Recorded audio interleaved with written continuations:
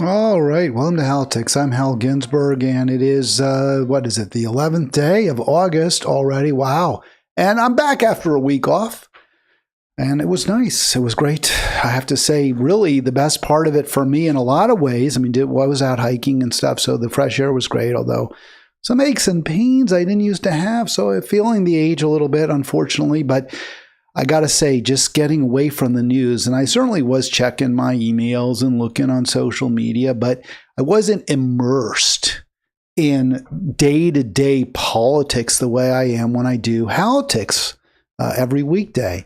So I get a little break during the weekends. I try not to be as much of a news maven, as a news hound as I usually am. When I'm doing the program every week, but taking a week off really does get me out of it for a bit.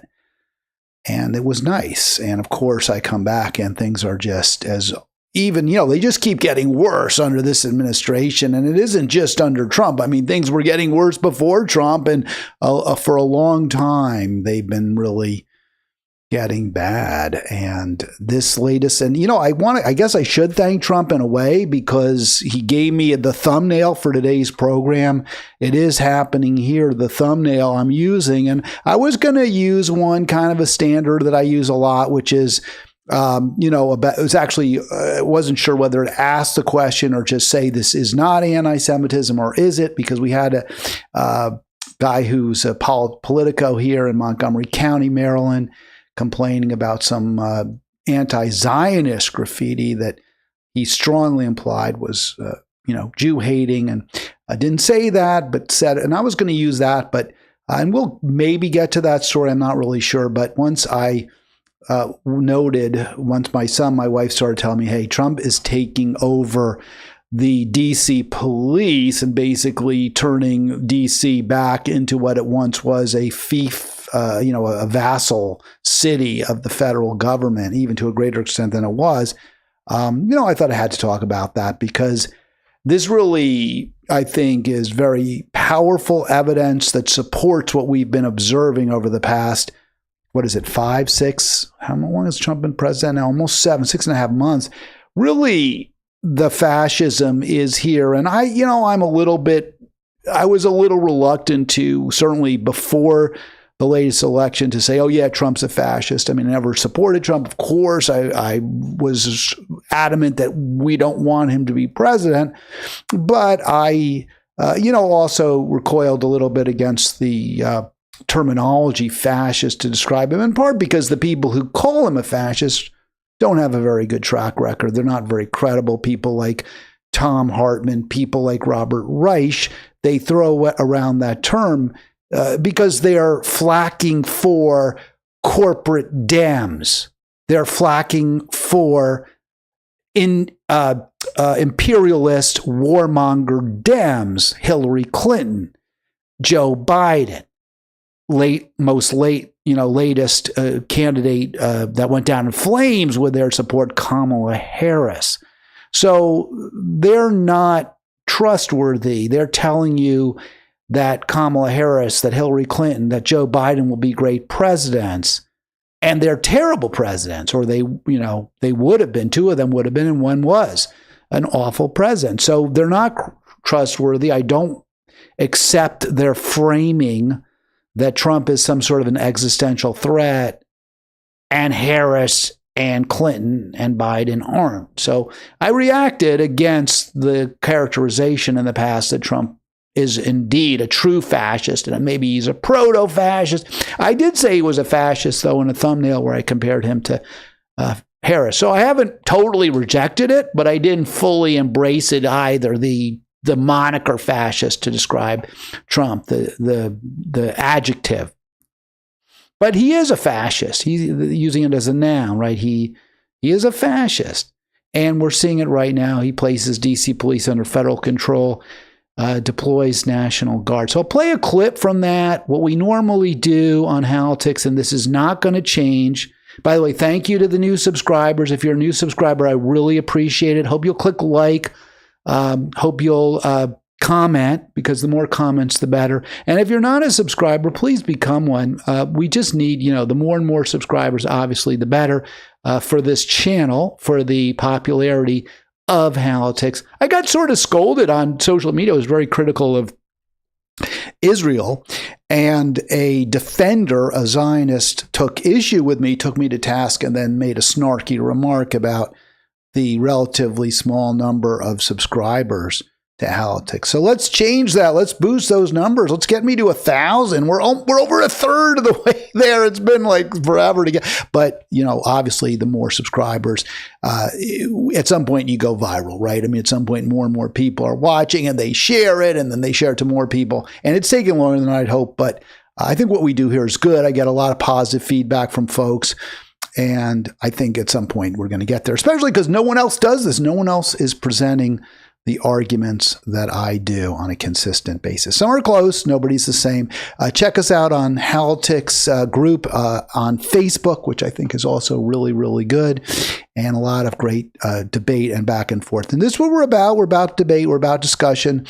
We're about trying to come to answers to these very, very difficult challenges that we face right now. Obviously, the Trump administration presents us with an enormous challenge as we're looking at fascism, full blown, right? Not the sort of weak, wishy-washy, willy-nilly bending the knee to corporate interests repeatedly, which is a kind of form of fascism. It's a quasi-fascism that we see with the Democrats. Trump, it's just, hey, I'm in charge, I'm large in charge, and I'm going to steamroller everyone who doesn't do exactly what I want. By the way, yeah, click like. You can see the like button there on the right as well. Missed you guys. I definitely missed doing the show. I mentioned it was good for me psychically to get away, but I definitely miss doing this. The situation in Gaza, we will continue to start there. Look, it's really bad. Our country is turning fascist. And I know people would say to me, I got other concerns. Yes, it's bad what's happening in Gaza. Yes, Israel's really bad. But, I'm more worried about what's happening in the United States. We center Gaza here because as bad as things are in this country, and they are bad, and the United States is, in the end, I guess you'd say it's more important. We're certainly more powerful. There are more people here. We're the wealthiest nation in the world. But as bad as Trump is, he is not in this country rounding people up and killing them. He is not shooting people. Now, that could change because of their ethnicity. I'm not saying that it's past this guy, and he certainly is enabling Bibi. On the other hand, we haven't really seen that bloodlust in Trump, right? I mean, I think he clearly has a lust for tremendous power. And it's scary. It's really bad. He's doing really awful things with the power that he has, and he's aggregating more. But I haven't seen yet, maybe it'll change, this desire to just wipe people off the map the way we see it in Israel from Netanyahu, and apparently a large percentage of the Israeli population. Of course, Trump's enabling it. He's supporting it. He's helping Israel do that. But I don't know that he has the lust to kill the way, obviously, many people in Israel do, and many people in this country as well. Gaza death toll reaches 61,500 as Israel escalates genocidal war, and we see 5 more people dying of malnutrition in Gaza over the past 24 hours. Famine-related deaths, 222, including 101 children. So it's really endgame in Gaza. This is the final solution that Israel's implementing in Gaza. And I use a lot of Nazi terminology, Holocaust-related imagery to describe what Israel's doing, because that's what it's doing. I mean, that's what we're seeing. We have a full-blown Nazi state. The true spiritual descendants of the Nazis are the Israeli government. At this point, the Israeli military is they're the Wehrmacht, but really they're also the SS. They're also the death squads as well. There was the argument, well, I was just a soldier in the German army. I didn't round up Jews. I didn't kill Jews. That was the job of the SS. And and other death units. And there was some truth to that. That's not completely false. There were certainly many German soldiers who, they just fought against the French, they fought against the English, they fought British, they fought against the Russians, but they didn't go and shoot Jews deliberately. But there were many Wehrmacht troops that did actually participate in Hitler's final solution in the Holocaust. What we're seeing with the Israeli military is they're the instrument, right? They're the instrument of mass murder to a greater degree than the German army was in World War II. That Netanyahu doesn't have a separate cadre of militarized police or separate divisions that are part of the Israeli military, but they're also separate from it, that commit the killing. It's just the Israeli military. You see a lot of suicides. The death rate of Israeli soldiers by their own hand is going up and has continued to rise because they're participating in a monstrous crime and they know it. And for some people, you cannot live with yourself. And I get it. I have a lot of guilt in my life. Very fortunate. I won't say I haven't killed anybody, but I still feel a lot of guilt. People who their job is to kill innocent civilians, to starve people, to shoot at hungry folks begging for food. If they have any humanity still in them, will feel terrible remorse and guilt and may well kill themselves. All right, from Anadolu Ajansi, 61,499 Palestinians killed in Israel's genocidal war, 69 more bodies. This is from today, so those are just the latest figures.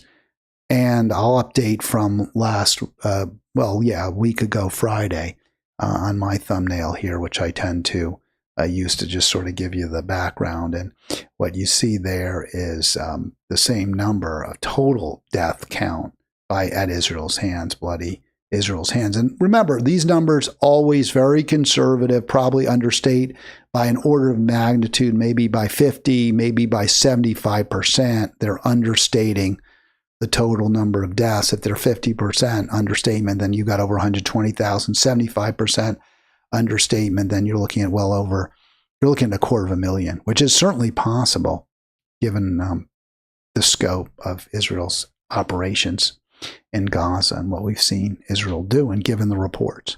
So you have the 61,499 since October 7, the official number. That's from the story I gave you earlier from Anadolu Ajansi. That's another over 1,000 deaths since Friday, August 1, last time I did a live stream. And the number for Trump and Netanyahu is 9,989, including, they're over half, almost certainly are women and children. So we go to 4,500 women and children as a rough count. As the right, we know it's more than that. I would note that the number of deaths reported since August 1, 1167 is greater than the increase in the number killed by Trump and Netanyahu. And that's because that 1,167 deaths includes bodies found under the rubble, bodies that have been identified as having been killed by Israel maybe a year ago, right? I mean, they keep finding new people that Israel's killed.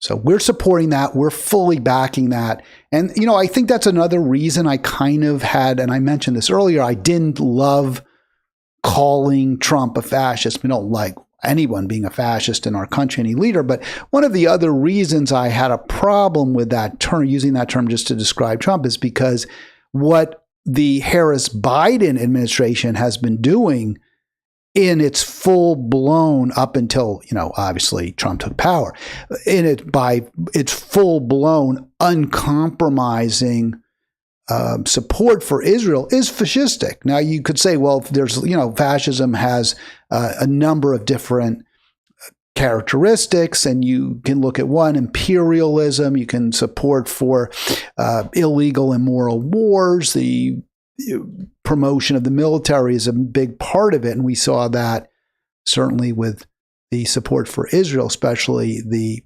imperialist ambitions of Israel and the total absence of any concern for the people that Israel's stomping over and rolling over and steamrolling. But, there's other aspects of it too. What we're seeing really in Trump is domestically a real takeover from all other authorities. And it's terrifying.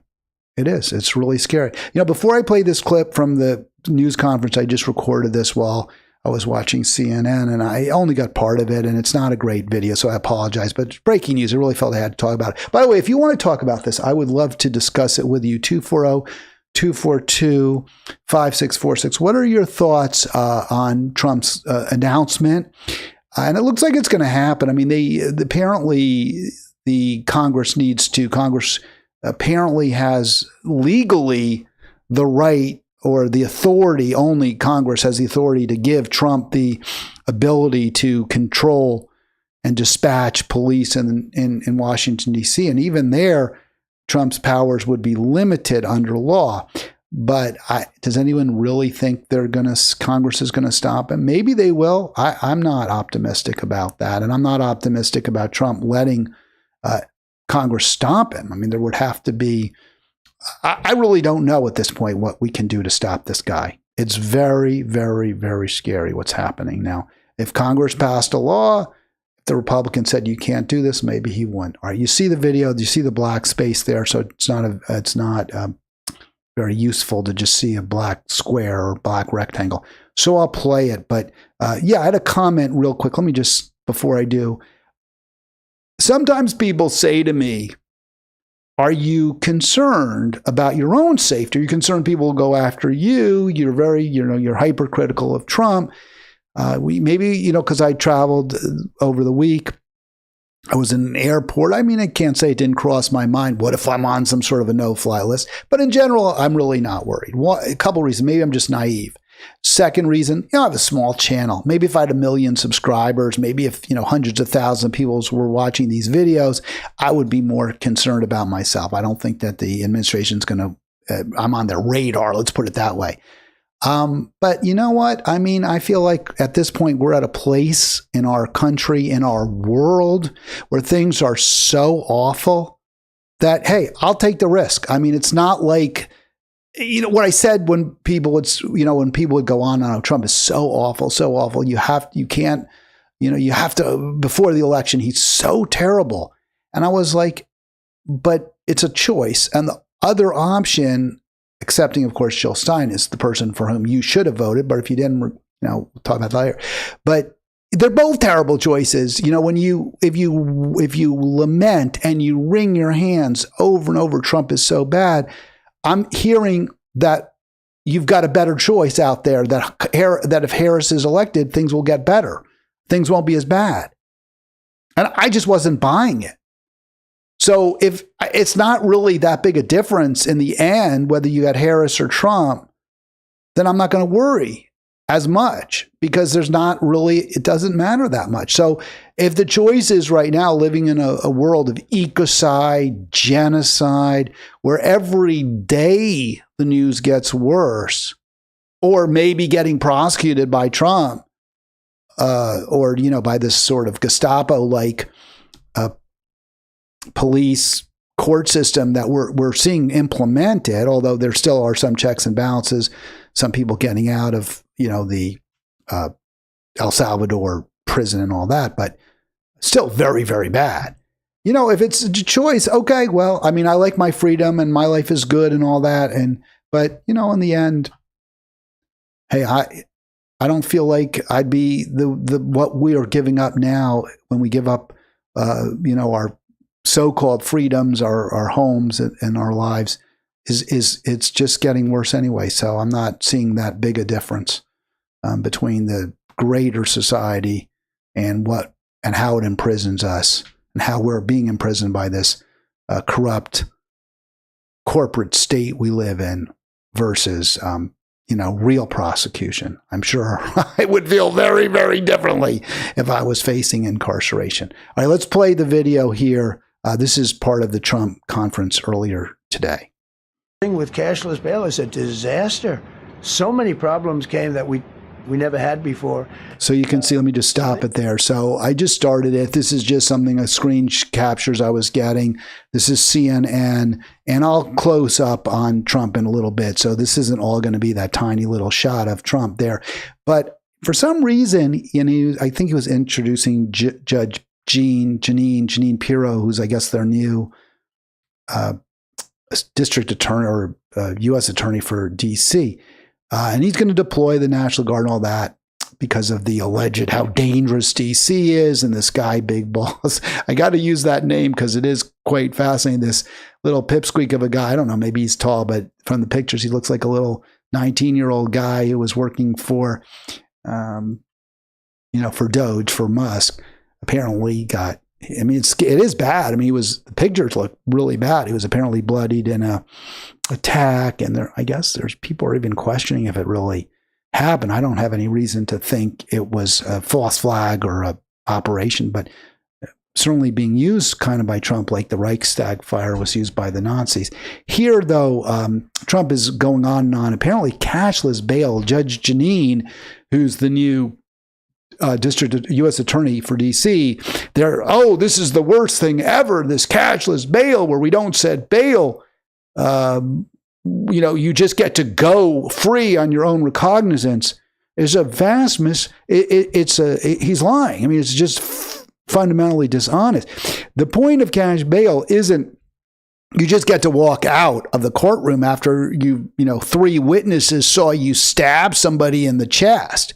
The point of cashless bail is if you're arrested on a non-violent offense and the prosecutor's belief is that you can be released into the community pending trial without endangering the community, then we don't set bail. It's not fair. It's not right. Somebody from a very poor family that has no assets has to put up a lot of money that they may not have, which means they have to borrow it at very high interest rates if the person can get out. Somebody who's, again, convicted, charged with pot distribution of a substance, something of that nature, something that isn't violent, has a job, and will continue to do that job. Setting bail is very, very onerous and unfair to people in that scenario. Whereas if you have a Trump, who also, by the way, was charged with a crime or several crimes, but I believe was able to post bail. Well, in cases like that, a wealthy person, a wealthy individual, there's no problem. So the recognition is that cash bail is very unfair to poor, struggling, working people, which it is if they're not, who haven't committed a violent or aren't charged with a violent crime. If you're charged with a violent crime, if you're a danger to the community, you don't get bail at all. You don't get to be released. So, but for some reason, this is a big issue for Trump, is cashless bail or no bail or whatever it is. So he's going on and on about, you can see Pam Bondi there. We're going to talk more about Pam Bondi.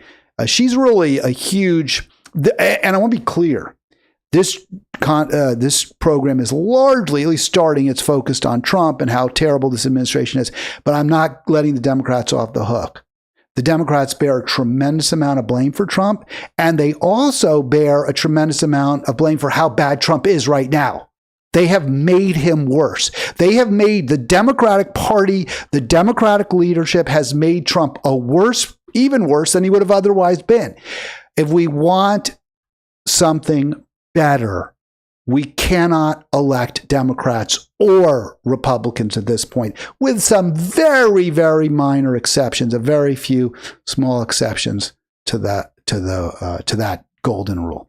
All right, more from Trump at this press conference. They're watching us today, and if they don't learn their lesson, if they haven't studied... So this is really the scary part. Trump is talking about how he is going, this isn't just confined to D.C., this takeover of the police, this takeover of the city. He's looking at other cities too. It's not just the federal district. Now, I don't know what law would possibly justify or allow Trump to take over a city that isn't part of the federal government, right? Isn't a federalized district like the District of Columbia still is, kind of quasi, right? It's partly, there's some home rule, but it's also partly largely under Congress control. I don't know of any law that would allow Trump to go into Chicago or New York. New York, by the way, you elect Mamdani, Trump is going to be looking very, very closely at a federal takeover. Elect Mamdani.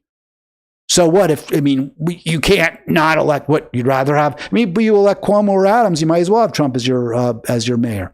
All right, we're going back a little bit. This is why I said it's happening here. This is why I say it's happening here. So they're watching us today, and if they don't learn their lesson, if they haven't studied us properly, because we're going to be very successful. I have zero doubt about that. It's going to be. It's a question of will it be really fast, like the border. Everyone said, they used to say, Biden used to say, I need legislation. I didn't get any legislation. Right. So, yeah, I don't need, I'll just do whatever the hell I want. Whatever the law is, I'll just break it. Nobody's going to stop me. And that's who our president is. This is fascism, folks. Our people. And we did a great job. Tom Homan was great. As you know, our secretary did a great job. They did a great job. There's no games. I'm always reluctant to play a lot of Trump because, it just rambles. There's a stream of consciousness aspect. It's all propaganda. It's dishonest. So I don't like to play too much of it. But I'm playing this because there's some stuff in here we really need to take stock of. We need to understand. And it's not good. And we're going to have the same thing here. But then I'm going to look at New York in a little while. Let's do this. So we're going to look at New York. Let's do this. So this is where, again, we are kind of in the same boat, right? Like all of us. Like you say, well, I don't live in the District of Columbia and I live in New York. I live in Chicago. I'm okay. No, and you could say I live in Dallas. No, Dallas is a kind of a light blue dot in a state that's kind of becoming a little pinker than it used to be, meaning Texas. You could this could happen to anybody, a federal takeover. It's not your local police. Now I'm not saying the local police are so great, right? That's a big part of the problem, right? Is that the citizenry here in this country, I think a lot of us take the position, hey, they're all bad. Yeah, the federal government sucks, but it's local police in Cleveland that killed Tamir Rice, right? They just pulled up and shot a 12, 13-year-old boy who was playing with a toy gun. It's the Minneapolis police that killed George Floyd. It's Louisville police that killed, I'm sorry, the woman's name escapes me now, but I think it was Wright. Was that her name? So many people that the local police killed. So I think the average American citizen, okay, well, what do I care who's committing violence against me, who's violating the Constitution? Federal, state, don't matter. City, doesn't matter. I think and this, again, why do we have Trump? Because Democrats did such a poor job governing in so many different ways and let things get to a point where many, many Americans said we'll vote for anyone to get out of what we have now. It's just the way it is, and this was what FDR even warned. He said, hey, when he became president, he said, we've got to be honest. We can't have any corruption. The corporatists, the billionaire class, they're going to be the bankers. Every single thing we do is going to be under a microscope. We do anything wrong, they're going to blow it up. They're going to magnify it. They're going to do everything they can to get their power back. Democrats so often didn't give a crap. Just look at the mayors, Rahm Emanuel, Eric Adams. People run their cities into the ground. It's no wonder that even in those blue states, there was a upsurge in support for Trump. together. Let's see. It's going to go pretty quickly. And if we need to, we're going to do the same thing in Chicago, which is a disaster. We have a mayor there who's totally incompetent. He's an incompetent man. And we have an incompetent governor there. Pritzker's an incompetent. His family threw him out of the business. So I don't really want to hear all of his political BS. But the bottom line is, like Trump just said, he's looking at all these other places too. I mean, be afraid. So the pretext, and I think it was a pretext for this, because D.C. is a safe city. You know, I walk around D.C. I go down to D.C. It's beautiful. The Hill area where the Capitol is beautiful. D.C. is a really nice city. So when I went to law school, it was pretty. I mean, but it was the crime rate was very high. It was not a safe city. And there's crime problems just like everywhere else. But it's getting safer and safer. It's just absurd, this claim, we've got to take over the city. Yeah, there's a problem with homeless people. They're going to round them up and send them out into I guess some sort of Eastern Shore or someplace 2 hours from the city. That's the solution, not make sure everyone has a house, make sure everyone has a place to live. So what was the pretext? DC police share photo of big balls attacker who beat up Doge government efficiency worker. He's about 19 years old. Apparently he went to the same high school I did many, many, many years later. I've heard there's this rumor that this is a false flag event, that it really was somehow Trump did this, somehow the administration set this up. I have no reason to believe that, but I just thought I'd mention it. There's no evidence that I'm aware of that this was BS. But the administration is certainly using it, right? They're using this alleged attack, And here's what the Daily Mail. So a right wing, right? This is the British Daily Mail's very like the New York Post of London. The police have released photos of the man accused of beating up Doge staffers. Trump appears to have a soft spot for the teenage techie as he shared a photo of Korstein bloodied and bruised after the attack last week. So yeah, he shared it because I think he was trying to gin up, it would certainly appear, gin up outrage, anger, so that people would say, oh yeah, we need the feds to come in. We need the U.S. Marshal to ride into town and clean up Dodge. And here, this is the Daily Mail. This is not some liberal, left-wing, bleeding heart paper by any means. Daily Mail. Trump used the attack on Korstein to claim D.C. is violent despite being nowhere near the top of the country's cities with the highest crime rates. And in fact, it's falling down 7%, with robberies dropping 28% and overall violent crime falling 26%. Apparently, New York is as safe as it's been in 75 years. I don't know if D.C. has witnessed such significant drop, but obviously the policing that has been implemented of late, and who knows what else.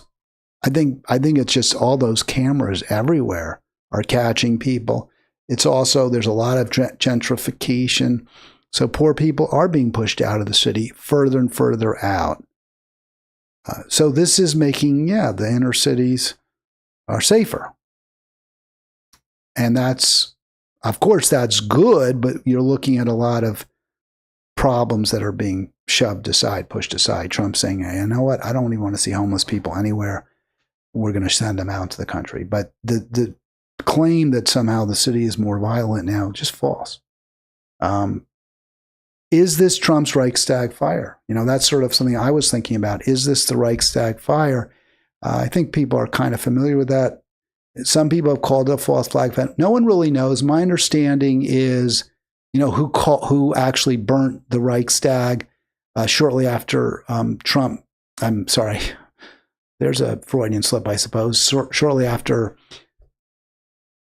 Hitler came to power as chancellor, if he was appointed chancellor,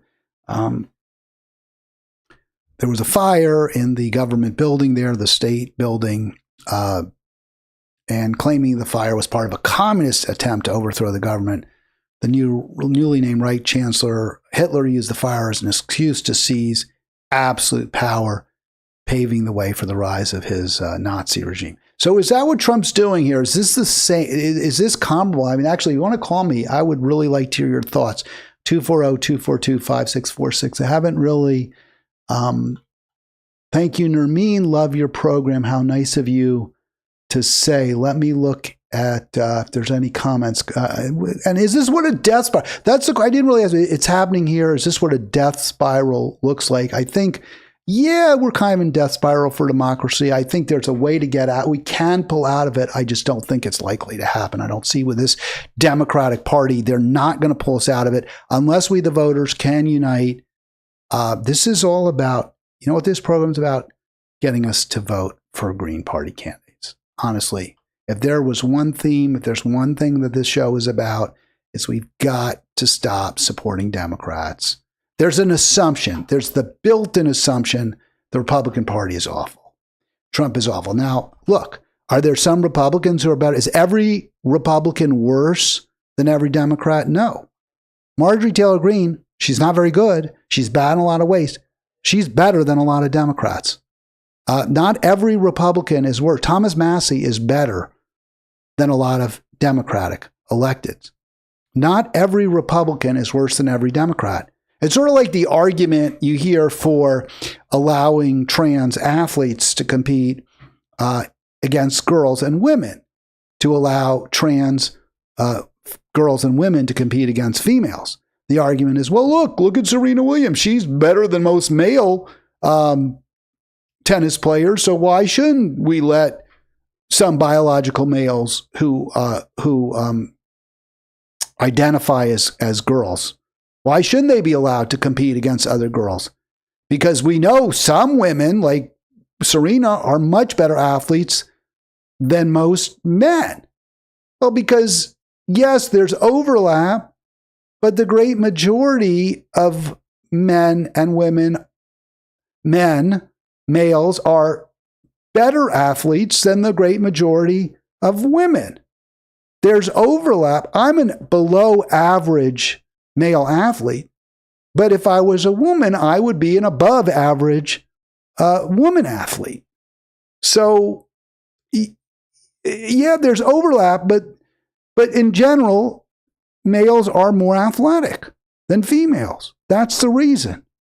Well, there's overlap between Republicans and Democrats. Not every Democrat is less awful than every Republican. It's the same thing. You can point to some Republicans who aren't as bad on balance as most Democrats. But that doesn't mean the Republicans are good or that we should allow Republicans to be in charge. But then we shouldn't let Democrats either. There's a similarity there, is you have two groups of bad people, neither of whom should rule. And the fact that there's a few Republicans like Marjorie Taylor Greene, who on some issues isn't that bad. I mean, okay, fine, but that doesn't mean we look to the Republicans to be in charge. We have to go somewhere else altogether. We have to go to a different pot of candidates, and that pot would be the Green Party candidates. So was Korstein, the attack on Korstein, was that a false flag? I don't know. I don't know that we have reason. There doesn't appear to be reason to think it was trumped up or phony. But is it a Reichstag fire? Is it a pretext? Kind of the way Israel used October 7 as a pretext to go full-blown genocidal, maniacal on Israel, on Gaza. And I think that's what we're seeing here. Reichstag fire was a dramatic arson attack. Hitler used it as an excuse to seize absolute power. Now Trump is using this attack on this guy Korstein to basically take control of the District of Columbia, at least its police patrolling the streets. And you just heard him say, we're not going to stop it here. We're looking at other cities. We're looking at New York. We're looking at Chicago. We're looking at LA. They don't do what I want.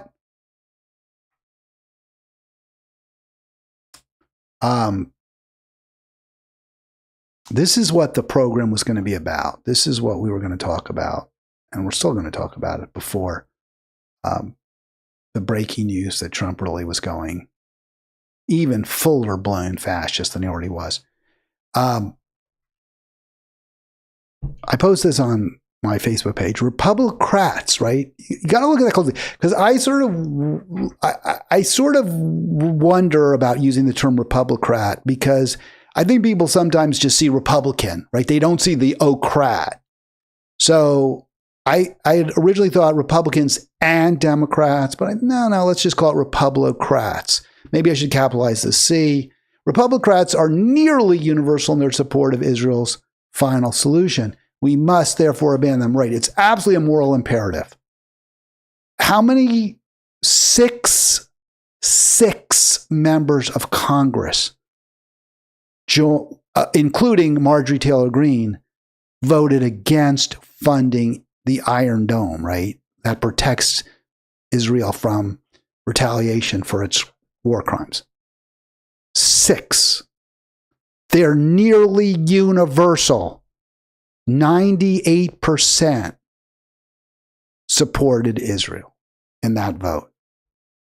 We must. It's a moral imperative. We cannot support these people.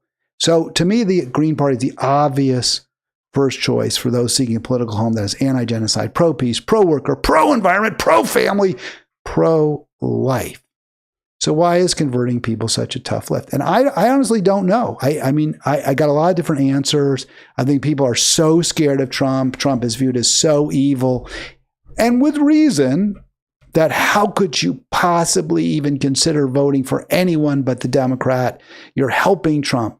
But if you vote for, I mean, that goes both ways.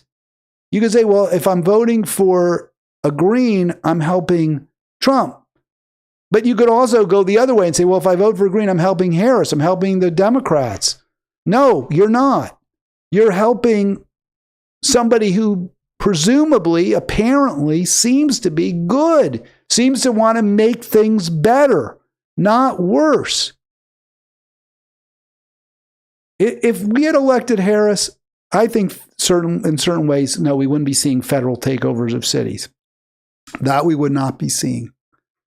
You'd still be seeing the genocide in Israel, by Israel, the genocide by Israel, in what it, I guess, sees as Israel, greater Israel. She got $10 million practically from AIPAC and AIPAC-related groups. She never once said she wouldn't support the transfer of weaponry to Israel. Not once. And if you say, well, Harris isn't the Democratic Party, so yeah, maybe she wasn't great, but there's good Democrats out there like AOC. AOC lied to you. AOC told you she's working tirelessly for a ceasefire. We know that isn't true. We know that because the Israeli foreign minister said, Herzog, I believe, said, we never once were asked to stop killing Palestinians. We were never once asked to stop killing Palestinians. We have to go in a different direction. There's simply no way to justify what we're doing right now. And Harris's answer, remember, $10 million just from AIPAC. You know what? You want Trump to win. I'm not giving you a thing. I'm giving you nothing. You get nothing from me. No promises. No assurances that I'm going to even take into account the people of Palestine. When I talk about Israel's war on the people of Gaza, I will always preface my remarks by invoking the specter of October 7. This is why we have Donald Trump. We must go in a different direction. Now, if you want to say, well, how? All right, we get it. I get it. Harris sucked. She was a terrible candidate. That's why, she lost. But still, she's not the fascist that you admit Trump is. Democrats bear a lot of the blame for just how awful Trump is. It's not just Harris. This guy, I told you, I said, hey, look, Matt Gaetz, kind of a slime ball, sleaze ball, sex with underage woman, sex with prostitute who was underage. It's pretty bad, sleazy, right? I'm not defending them. I'm not judging. But what I always say, elections are choices. And nominations and appointments are choices. And two of the least noxious, two of the least unpleasant choices Trump gave Congress when he was nominating cabinet position, cabinet level people, was this guy you're staring at there in the vest. It's kind of a weird vest. Like, why are you wearing that indoors with this short sleeve shirt? Are you cold or are you hot? I don't understand. That's Matt Gaetz with Glenn Greenwald. One of the least bad choices. The other least bad choice, Tulsi Gabbard. Are they perfect? No. Gabbard, especially, who was better probably than any national, DNI, National Director of National Intelligence, better than any DNI we've seen lately, certainly than Biden had with Avril Haines. She's definitely toes the Trump line to a significant degree. I don't think Gaetz would have been anything special. But you know who is now the Attorney General instead of Matt Gaetz? Pam Bondi, standing right there next to Trump, smiling, beaming, him giving her the credit, a significant amount of credit for this whole takeover plan to take over our cities. Matt Gaetz wouldn't have gone along with that, I don't believe. I don't think he would have been there with Trump to take complete control of great American cities. Let's listen to Matt Gaetz here with Glenn Greenwald from a few days ago. The Democrats said, we're stopping him. They could have said, you know what? Gaetz is okay. He's not the worst. Instead, hey, we smell blood in the water. And there were aspects to Gaetz's candidacy nomination that Democrat, just like with Tulsi, Gaetz has been skeptical of the Zionist lobby. Gaetz has not been a pro-monopolist, pro-big tech guy. He's been skeptical of big tech. Those are good policies. That's what we want in an attorney general. Gaetz gets that there's such a thing as climate change caused by humans. He doesn't deny it. That's a good thing in a U.S. attorney general. Democrats don't care. In fact, they do care. They didn't like those positions.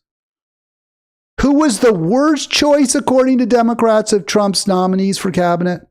Not Marco Rubio. Tulsi Gabbard. That's what Elizabeth Warren, I believe, said. Or maybe it was AOC.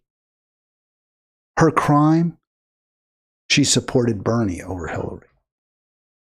Matt Gaetz. This is the people who could have possibly acted to restrain Trump a little bit, rein in his worst impulses, and maybe even promote some of his better instincts. And I think he has some. He doesn't want war with Russia. The Democrats were bound and determined to take those people down. Here's Gaetz with Glenn Greenwald. Usually the summer recess is the idea of it is you go back to your district, since none of them barely have anything to do with it. By the way, I want to give Gaetz credit. This is Gaetz' show. This is not Greenwald's show. So Gaetz invited Glenn Greenwald to be his guest. Gaetz is not like he's not like a Jamal Bowman, right? Jamal Bowman, the Democratic Party circled the wagons to defeat him, right? To get rid of him because he had said a few not so nice things about Israel. So they circled the wagons and they got George Latimer.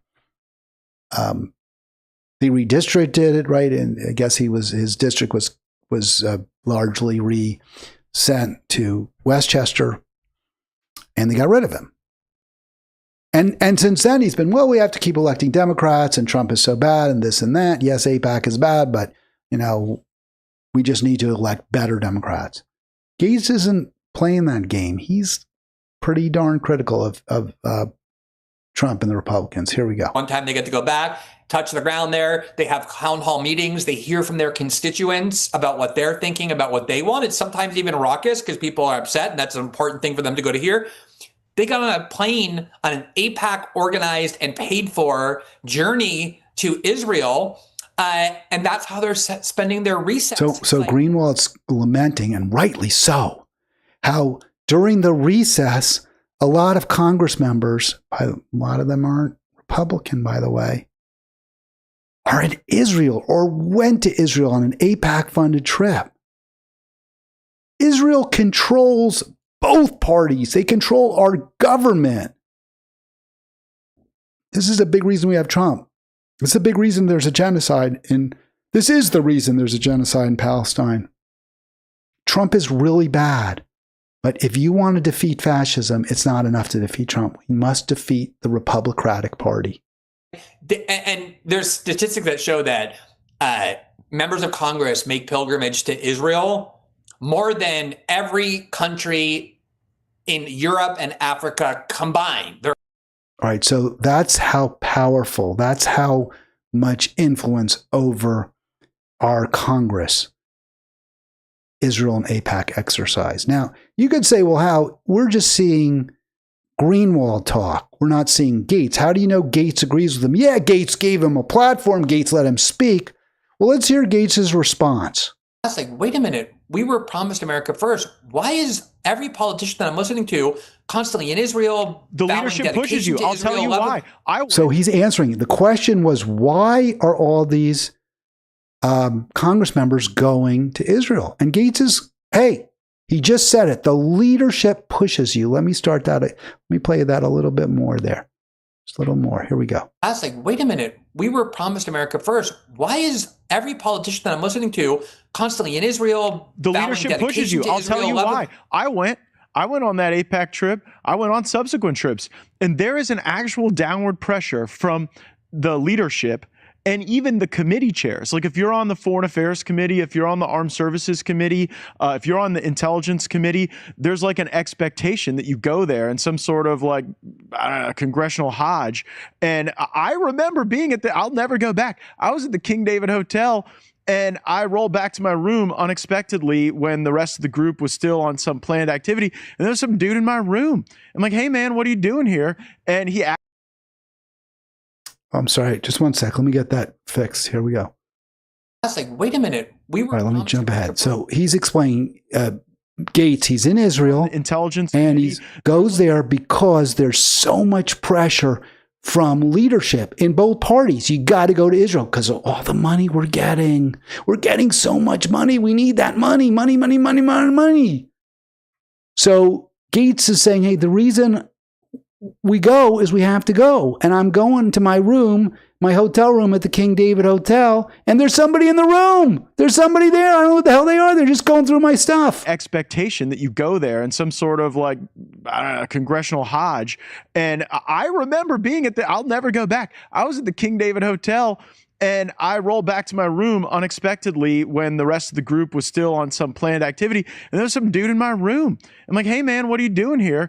And he acted like he was associated with the hotel and taking an inventory, but had no clipboard. And so, yeah, there's a lot of reasons why they want members of Congress over there. And it is ideologically to steep them in this notion that the protection of Israel is of great import to people in America. So it's a propaganda operation is what Gates is saying. But also he says, hey, there's somebody in my room who shouldn't have been there. And I don't know who they were. So it's more than just the propaganda. Was that person trying to plant some evidence, trying to get some goods, maybe go through Gates's stuff, see if he could find something that they can use, they can leverage on our representatives so that they'll vote every single time for Israel. And it makes perfect sense because Gates had already shown a little bit of an independent streak. He'd always been somewhat skeptical of Israeli influence. They're going to try to get you. They're going to try to get something on you. And why? Well, why do we go in the first place? Leadership pushes us. Leadership pushes us. It's money. It's money to leadership. It's also just raking it in. That's why this happens. By the way, from both parties are traitors. Kshama Sawant candidacy is making Democrat Adamson very nervous. Thank you. I saw that headline. That is from the Do Dissidents Bros podcast. I believe that's where I saw it. I'm going to check that out. That would be awesome. Yes, please, if you have a chance to vote for an alternative to the Republican, do it. Do it every single time if they're any way half decent. Because otherwise, we're in a death spiral. We're in a death spiral. That's exactly where we are. By the way, I didn't have the clip. I wanted to just say one more thing about Gates. Now, do I love Gates? No. I don't like the fact that he visited underage prostitutes. He's clearly got some MAGA stuff in there that I don't like. I don't know his record as well. Maybe I should. But there's a clip in there where he's talking to Greenwald, and Greenwald's going on about how the AIPAC lobby, how ADL is pushing through this redefinition of anti-Semitism. So you can't criticize Israel. You can't say like what I do, which is Israel's basically Nazi. We won't be allowed to do that. It'll be called anti-Semitism, and it could be outlawed. So Gates, to his credit, says this is crazy. That's just crazy. So he is standing up for free speech.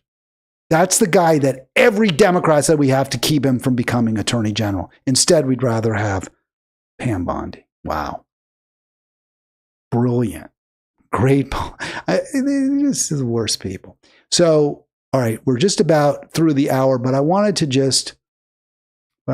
this was an interesting story. I was going to promote this, but you know what I'm going to do instead? I won't talk about Scott Goldberg. We'll do that later in the week. There's an incident where there was some anti-Israel graffiti that's being characterized near my neighborhood, near where I live, as anti-Semitic. I asked the question, is it anti-Semitism? We'll maybe talk about that with Arlen. I'm not sure. If not, I'll definitely get to it later on in the week. But I do want to just kind of end with this topic. And it's completely related to our taking our country back. It's to pulling out of that death spiral. Right? I don't know if you can see. I'll show you. I think I'm going to just show you real quick. So one of my, my very rudimentary, I know it's not real fancy.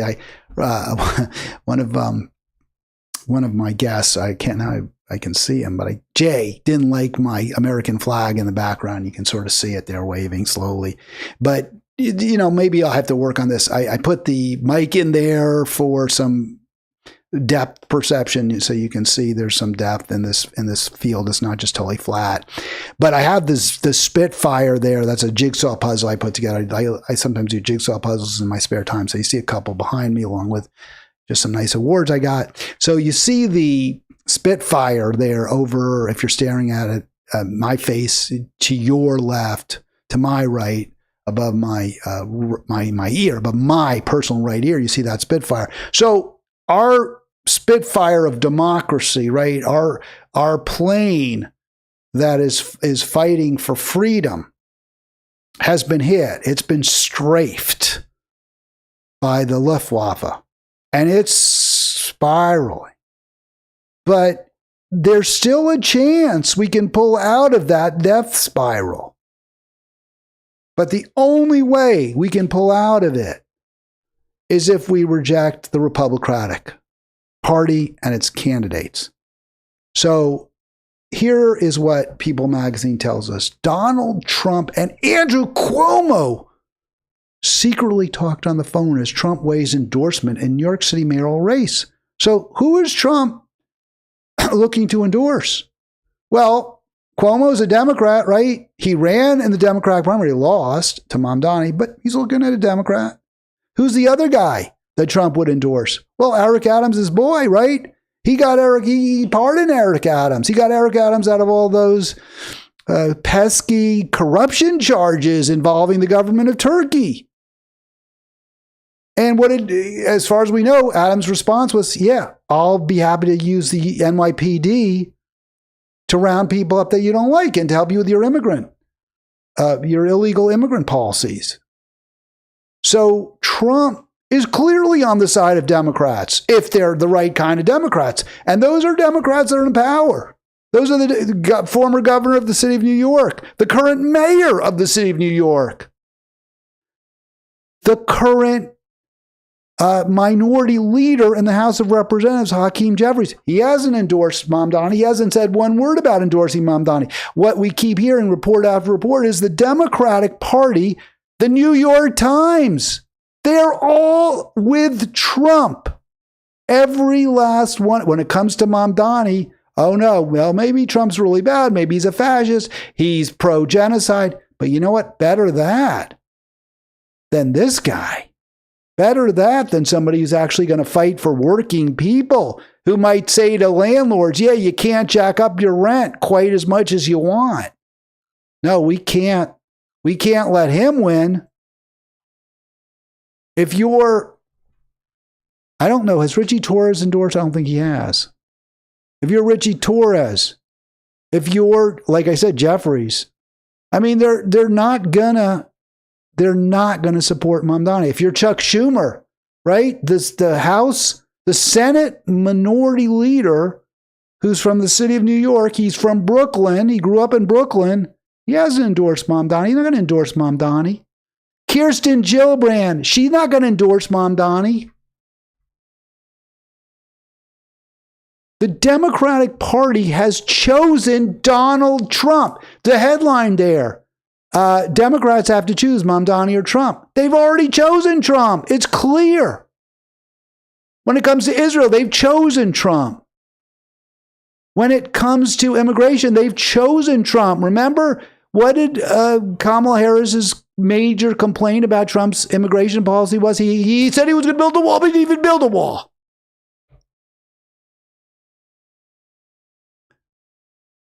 You got two choices. You either vote for the Republican, Trump, Cuomo, Adams, or you vote for somebody who is a decent, caring individual who hopefully will have the gumption, the power to stand up, the willingness to stand up to the billionaire class. And for me, the jury's out on Mamdani. I'm not certain he'll be what I want him to be. I think there's good reason to fear he won't be all that. But I do think it is fair to say that if the Democratic leadership is that scared of Zoran Mamdani, if Donald Trump is that scared, and I think they are, I mean, part of it could be a fakeroo, right? It could be the old, switcheroo where, yeah, well, we don't like Mamdani, but, we'll pretend he's this devil.